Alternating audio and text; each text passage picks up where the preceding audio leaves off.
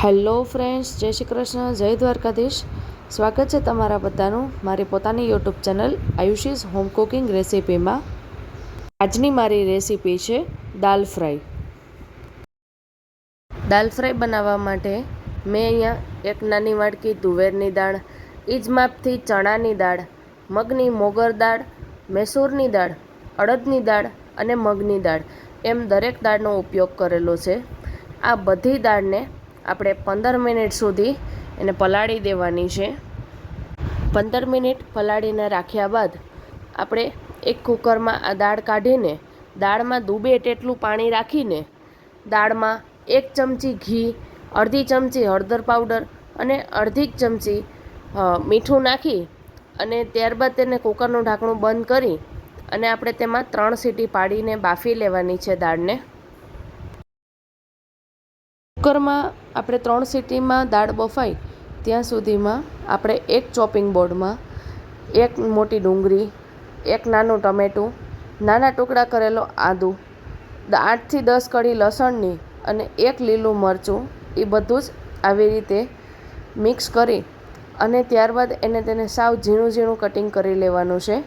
આ રીતે તમારી પાસે ચોપિંગ મશીન હોય તો તમે તેમાં પણ કરી શકો છો, નકર તમે ચપ્પાની મદદથી પણ આવી રીતે નાના કટકા કરી શકો છો. પણ યાદ રાખવાનું છે કે સાવ એટલે સાવ ઝીણું કટિંગ થવું જોઈએ.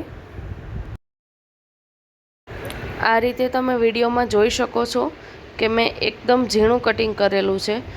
એકદમ ઝીણું કટિંગ થઈ ત્યાં આપણી કુકરની 3 સીટી પડી ગઈ છે અને દાળ સરસ મજાની બફાઈ ગઈ છે. આ દાળને આપણે આખી જ રાખવાની છે દાલ ફ્રાયમાં.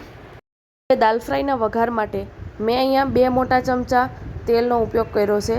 તેલ સહેજ ગરમ થાય એટલે આપણે તેમાં રાઈ, તેજ, લવિંગ, તમાલપત્ર તે બધા જ આખા ગરમ મસાલા તેમજ સૂકું લાલ મરચું, લીમડાના પાન, જીરું અને હિંગનો વઘાર કરી આપણે તેને થોડીક વાર થવા દઈશું.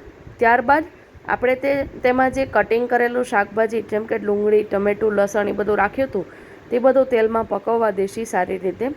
બધું તેલમાં પાકી જાય અને તેલ છૂટું પડે ત્યારબાદ તેમાં 1 ચમચી હળદર, 1 ચમચી ધાણા મરચું, 1 ચમચી કાશ્મીરી લાલ મરચું નાખીને તેને આપણે બરાબર રીતે મિક્સ કરી લેવાનું છે આ રીતે.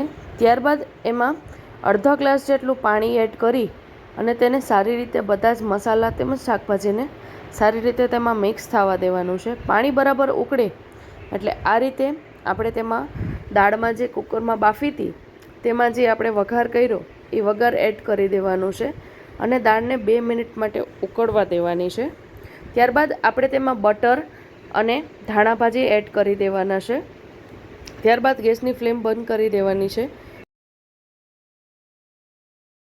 મારી આ રેસીપી ગમી હોય તો તમારા ઘરે જરૂરથી એક વખત ટ્રાય કરજો. આવજો ત્યારે.